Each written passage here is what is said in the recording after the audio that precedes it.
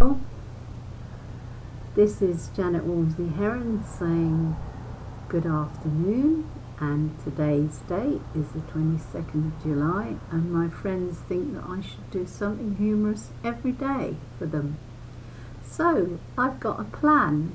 I've got an amazingly funny book that I took from my brother's home last November when Mum was dying. I went there and I didn't have time to read a book, but I borrowed the book, or I took the book, I forgot about it, and then I read it in April, and I've never laughed so much in all my 73 years as much as I did reading that book. So what I plan to do, I've typed it up so that I don't have to look through a tiny font, and I'll read some every day, and it's called The 100-Year-Old Man Who Climbed Out of the Window and Disappeared. Written by Jonas Jonasson. He's from Sweden. So what I'll do each day is read you a bit of everything that I've typed up. So I don't know how much I'll do or when I'll stop, so you just have to hope for the best that works out. Anyway, I'll read the contents first, so that as if you're reading the book yourself. Chapter 1 and Chapter 2, and in this book I've done them up to Chapter 8 in this whole thing here. It's an international best-selling sensation. It's translated by Ron Bradbury. I laughed all the way through it until I nearly wet myself. I've never laughed out loud so much while I was reading alone. I live alone, fortunately, or I might have been locked up for laughing out loud so very much while reading this particular story. Sadly, my mum didn't quite make it to the 21st of April 2020 when I'm typing it up for others, and Mum would have been 100 years old in 5 days' time from then, had she not died on the 11th of the 11th, 2019 at 4:11. Things are what they are, and whatever will be, will be. Chapter 1. Monday, 2nd of May, 2005. You might think he could have made up his mind earlier and been man enough to tell the others of his decision, that Alan Carlson had ever been given to pondering things too long. So the idea had barely taken hold in the old man's head before he opened the window of his room on the ground floor of the old people's home in the town of Malmköping and stepped out into the flower bed. This manoeuvre required a bit of effort, since Alan was 100 years old on this very day. In fact, there was less than an hour to go before his birthday party would begin in the lounge of the old people's home. The mayor would be there, and the local paper, and all the other old people, and the entire staff, led by bad-tempered director Alice. It was only the birthday boy himself who didn't intend to turn up. That is the end of Chapter 1. Well, we'll have a little break here. Not much of a break, because I'm trying to adjust this camera, because it looks like I'm not looking at you, which I'm not. I'm actually looking at the book. So it means I think I can't look at you. I'll have to learn all this, so you have to forgive me, because I won't be looking at you. I'll be looking at something I'm reading. Anyway, that was the end of Chapter 1, but some of the chapters are extremely long, so that's just a taste of the beginning of the story. So we'll continue until either I get bored or you get bored and turn off. Is that a bargain? Anyway, I know you will laugh. I'm not saying you'll laugh at the very beginning, but you're certainly going to laugh as we go through the whole of the book. Anyway, we'll start again, this time Chapter 2. Monday, 2nd of May 2005. Alan Carlson hesitated as he stood in the flower bed that ran along one side of the old people's home. He was wearing a brown jacket with brown trousers, and on his feet he had a pair of brown indoor slippers. He was not a trendsetter, people. They rarely are at that age. He was on the run from his own birthday party. Another unusual thing for a 100-year-old, not least because even being 100 is pretty rare.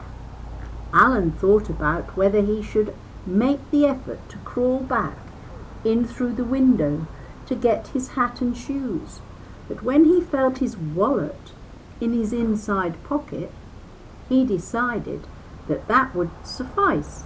Besides, director Alice had repeatedly shown that she had a sixth sense. Wherever he hid his vodka, she found it. And she might be nosing around in his room even now, suspicious that something fishy was going on. Better to be on his way while he could, Alan thought, as he stepped out of the flower bed on creaking knees. In his wallet, as far as he could remember, he had a few 100-crown notes, saved a good thing, since he'd need some cash if he was going into hiding. He turned to take one last look at the old people's home that until a few moments ago he had thought would be his last residence on earth. And then he told himself that he could die some other time, in some other place. The 100-year-old man set off in his pea slippers, so called because men of an advanced age rarely pee further than their shoes. First through a park, and then alongside an open field where a market was occasionally held in the otherwise quiet, provincial town.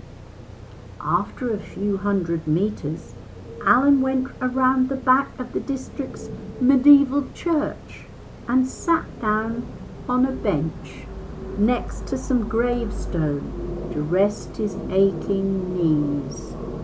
It wasn't such a religious town that Alan worried about being disturbed in the churchyard.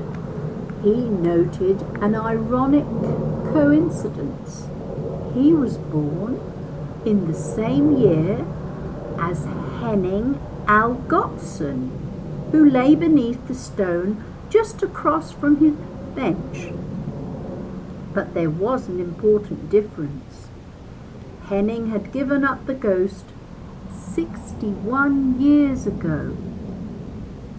Gosh, if Alan had been more curious, he might have wondered what Henning had died of at that age of 39. But Alan left other people to themselves, dead or alive. He always had, and he always would. Instead, he thought that he had probably been mistaken all those years when he'd sat in the old people's home, feeling that he might as well die and leave it all. However, many aches and pains he suffered, it had to be much more interesting and instructive to be on the run from director Alice than to be lying rigid 6 feet under, upon which thought the birthday boy, despite his complaining knees, got up and said goodbye to Henning Algotsson and continued on his badly planned flight. Alan cut across the churchyard to the south until a stone wall appeared in his path. It wasn't more than 1 metre high, but Alan was a centenarian, not a high jumper. On the other side was Malm Hoping's bus station, and the old man suddenly realised that his rickety legs were taking him towards a building that could be very useful. Once, many years earlier, Alan had crossed the Himalayas. That was no picnic. Alan thought about that experience now as he stood before the last hurdle between himself and the station. He considered the matter so intently that the stone walls seemed to shrink before his eyes, and when it was at its very lowest, Alan crept over it. Age and knees be damned! Malcoping is not what you'd call a bustling town, and this sunny weekend morning was no exception. Alan hadn't seen a living soul since he had suddenly decided not to show up at his own 100th birthday party. The station waiting room was almost empty when Alan shuffled in. Almost. On the right were 2 ticket windows, one closed. Behind the other sat a little man with small round glasses, thin hair combed to one side, and a uniform waistcoat. The man gave him an irritated look as he raised his eyes from his computer screen. Perhaps he felt the waiting room was becoming too crowded, because over in the corner there was already another person, a young man of slight build with long greasy blonde hair, a scraggly beard, and a denim jacket with the words "Never Again" on the back. It seemed as if the young man might not be able to read, since he was pulling the door of the handicapped toilet, even though there was a sign saying "Out of order." After a moment he moved to the other toilet, but there he faced a different problem. Evidently he didn't want to be parted from his big grey suitcase on wheels. But the cubicle was simply too small for the 2 of them. It seemed to Alan that the young man would either have to leave the suitcase outside while he relieved himself, or allow the suitcase to occupy the cubicle while he himself remained outside. But Alan had more pressing concerns. Making an effort to move his legs in the right sequence, he shuffled with small steps up to the little man in the open ticket window and inquired as to the possibility of public transport in some direction, any at all would do, within the next few minutes, and if so, what would it cost? The little man looked tired. He'd probably lost track of things halfway through Alan's enquiry, because after a few seconds he said, "And where is it you want to go?" Alan took a deep breath and reminded the little man that he had already stated that the actual destination, and for that matter, the means of transport, were of less importance than A, the time of departure, and B, the cost. The little man silently inspected his timetables and let Alan's words sink in. "Bus number 202 departs for Strangnass in 3 minutes. Would that work?" Yes, Alan thought it would. The little man told him that the bus left from outside the terminal door, and that it would be most convenient to buy a ticket directly from the driver. Alan wondered what the little man did behind the window if he didn't sell tickets, but he didn't say anything. The little man possibly wondered the same thing. Alan thanked him for his help and tried to tip the hat he had in his haste not brought along. The 100-year-old man sat down on one of the 2 empty benches, alone with his thoughts. That wretched birthday party at 3 o'clock, and that was in 12 minutes. At any moment they'd be banging on the door to his room, and then all hell would break loose. He smiled at the thought. Then out of the corner of his eye, Alan saw that somebody was approaching. It was the slightly built young man heading straight for Alan, with his big suitcase trailing behind him on 4 wheels. Alan realised he might not be able to avoid engaging the long-haired youth in conversation. Perhaps that wasn't so bad.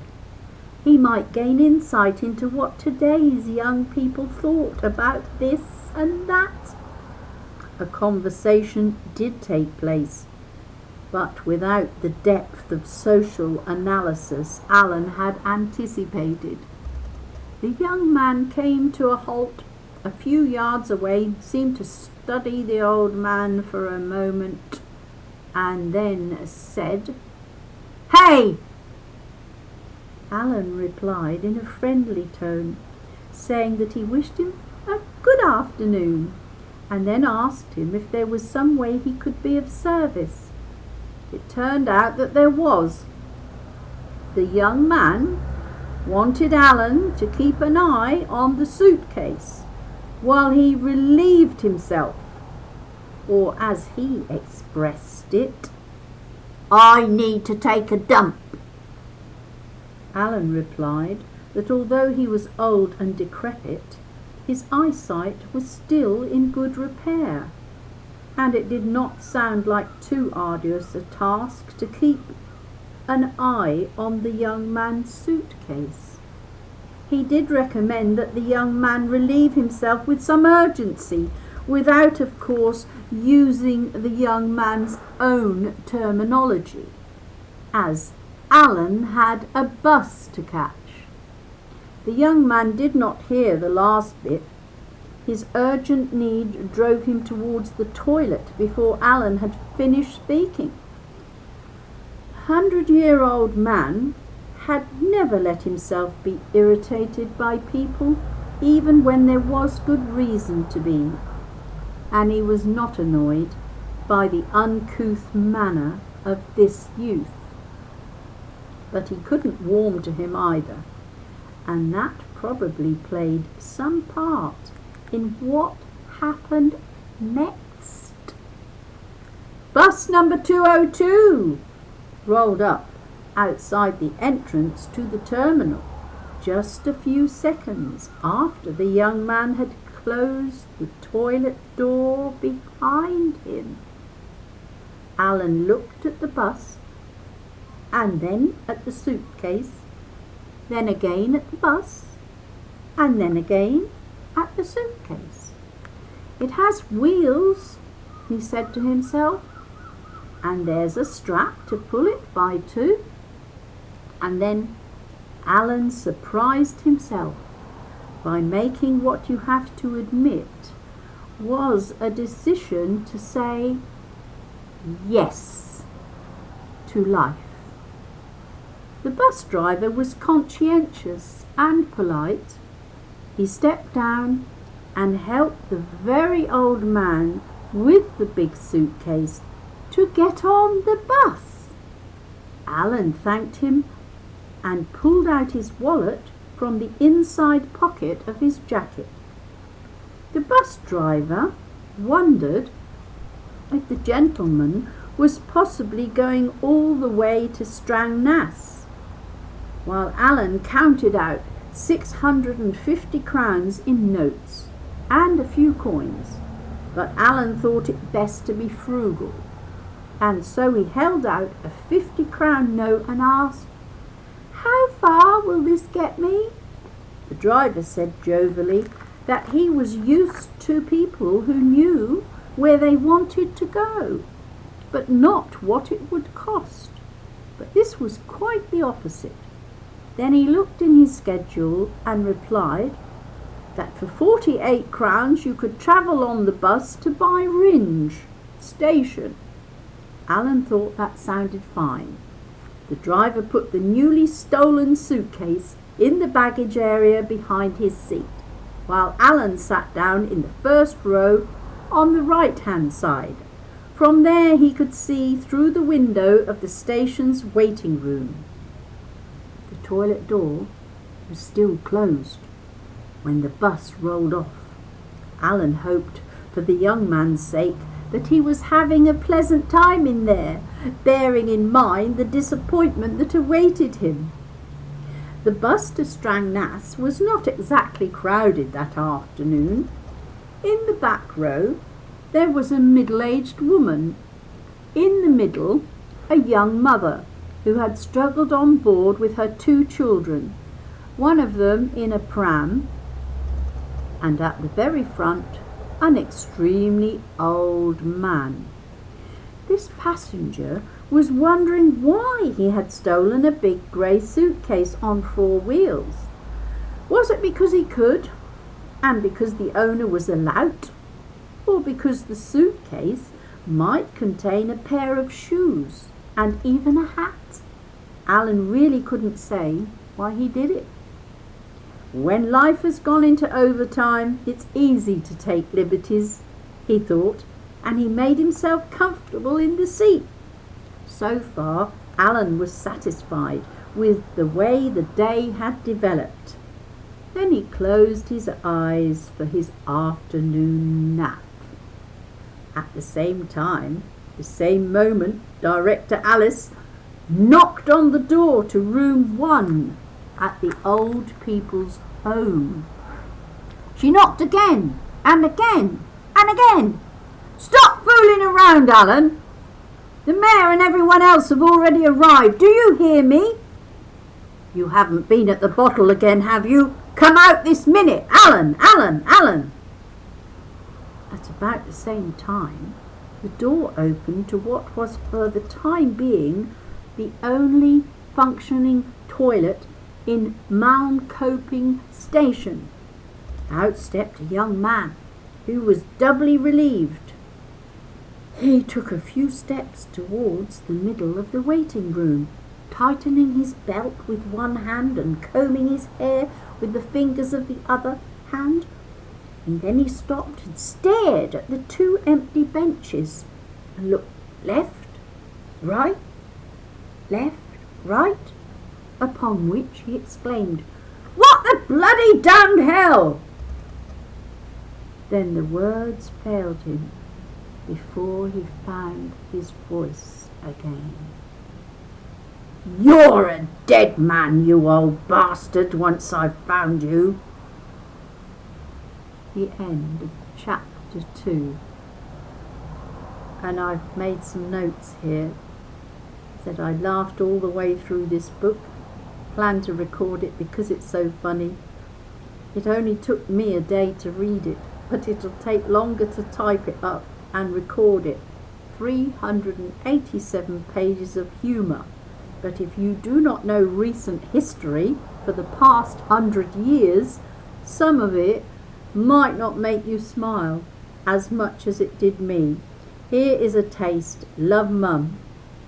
I'm on chapter 3 now, and this has 19 pages, only 2,485 words, and it will print up pages 1 to 19. So that's my first go at the first couple of chapters, so I don't think I should go any longer than 24 minutes 42 or 44 seconds. This is all new for me, apart from reading Bibles and scripture, which I'm comfortable with. This is the first time I've trying to read something and it is a very funny book and I know what's coming because I've typed it up and I just love it. It really is hysterically funny, but maybe not everyone's got my humour, but it is funny, and I will record again, and I'll put it where I put stuff yesterday, YouTube and Facebook, and that'll be it. If you want copies, you can email me and I'll send you some of the written book, that is, or you can buy it. You can buy it yourself. I'll give you all the details. I've typed them up somewhere in this lot. Anyway, that's goodbye and God bless today. I hope you've enjoyed it. I'm not really into reading it the way you might read it yourself, but anyway, bye bye. God bless.